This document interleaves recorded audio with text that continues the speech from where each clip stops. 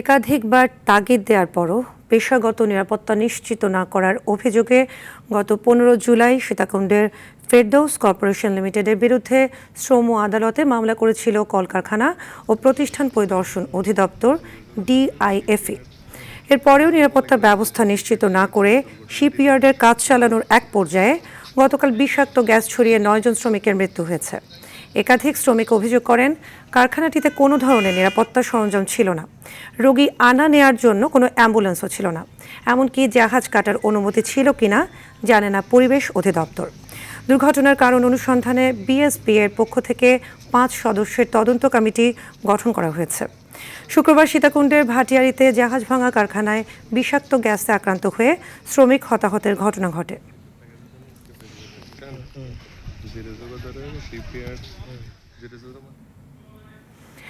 এই বিষয়ে আরও জানাতে চট্টগ্রামের সীতাকুণ্ড থেকে সরাসরি যোগ দিচ্ছেন সহকর্মী সাইফুল মাহমুদ।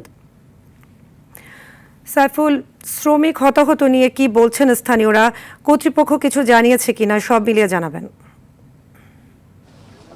জি সাদিয়া, আসলে যেমনটি বলেছেন, আমি এই মুহূর্তে ঠিক দাঁড়িয়ে আছি আসলে যেইখানটিতে গতকালকে 9 জন শ্রমিক মারা গেছেন সেই কারখানাটিতে দাঁড়িয়ে আছি। আমরা আপনাদেরকে একটু দেখানোর চেষ্টা করছি এই সেই জাহাজ, যে জাহাজটিতে গতকাল 9 জন শ্রমিক আক্রান্ত হয়ে নিহত হয়েছিলেন এবং আজকে সকাল থেকে কিন্তু এখানে সরকারের বিভিন্ন উচ্চপদস্থ সরকারি কর্মকর্তারা কিন্তু এসেছেন এবং এই মুহূর্তে শিল্প মন্ত্রণালয়ের শিল্প সচিব সেটি এবং তিনি কিন্তু জানার চেষ্টা করতেন কী কারণে আসলে এই ধরনের একটি ঘটনা ঘটেছেন এবং একই সাথে এসেছেন চট্টগ্রাম জেলা প্রশাসক, পুলিশ সুপার এবং সরকারের যে সংস্থাগুলো আছে সবাই এসেছেন এবং বিস্ফোরক অধিদপ্তরও এসেছেন, পরিবেশ অধিদপ্তরও আসতেছেন এবং একই সাথে কলকারখানা অধিদপ্তরের পক্ষ থেকে তারাও কিন্তু আসছেন এবং গতকালকে থেকে কিন্তু এই জায়গাটিতে সেনাবাহিনী দখল নিয়েছেন এবং তারা সাধারণ জনগণকে সরিয়ে দিয়ে তাদের যে অবস্থান সেটা কিন্তু তারা আছেন এখনো পর্যন্ত। এবং গতকাল বিকালবেলার দিকে ফায়ার সার্ভিস এবং সেনাবাহিনী কিন্তু ভিতরে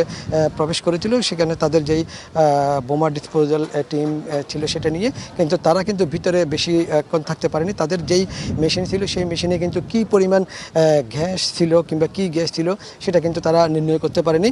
এই জন্য ভিতরে আর কোনো কেউ ছিল কিনা সেটাও কিন্তু তারা বলতে পারেনি। তবে আজকে সকাল থেকে কিন্তু সরকারের উচ্চপদস্থ কর্মকর্তারা একেবারে উচ্চ লেভেলের যারা এটার সাথে ইনভলভমেন্ট মন্ত্রণালয় থেকে তারা প্রত্যেকেই কিন্তু এখানে এসেছেন এবং তারা ব্রিফ করবেন কিছুক্ষণ পরে কি হয়েছিল, আসলে কেন এই ধরনের একটি ঘটনা ঘটেছে, এই বিষয়গুলো বিস্তারিত বলবেন। এর একটু জানিয়ে রাখি, সেটিতে গতকাল রাত 11টা থেকে 11:30টার মধ্যে যারা নিহত হয়েছিলেন তাদেরকে, যারা চট্টগ্রামের বাসিন্দা তাদেরকে দাপন করা হয়েছিল এবং যারা চট্টগ্রামের বাইরে যে 4 জন রয়েছেন তাদেরকে কিন্তু তাদের লাশগুলো তাদের পরিবারের কাছে পাঠিয়ে দেওয়া হয়েছে। এবং একই সাথে অর্থমন্ত্রী আমির খসরু মাহমুদ চৌধুরী গতকালকে হাসপাতালে গিয়ে বলেছিলেন প্রত্যেককেই যাতে 10 লক্ষ টাকা করে ক্ষতিপূরণ দেওয়া হয় এবং একই সাথে এই ঘটনায় কারো যদি দোষ প্রমাণিত হয় তাহলে অবশ্যই তাকে শাস্তির আওতায় আনা হবে বলে এমনটাই জানিয়েছেন। তবে একটা বিষয় জানিয়ে রাখি, সেটি হচ্ছে কীভাবে বিস্ফোরক অধিদপ্তর তাদেরকে ক্লিন সার্টিফিকেট দিয়েছে, এই বিষয়টি কিন্তু স্থানীয় জনগণের কিন্তু অভিযোগ রয়েছে এবং একই সাথে অভিযোগ করেছেন এই কারখানাটিতে অ্যাম্বুলেন্স ছিল না এবং নিরাপত্তার ঘাটতি ছিল।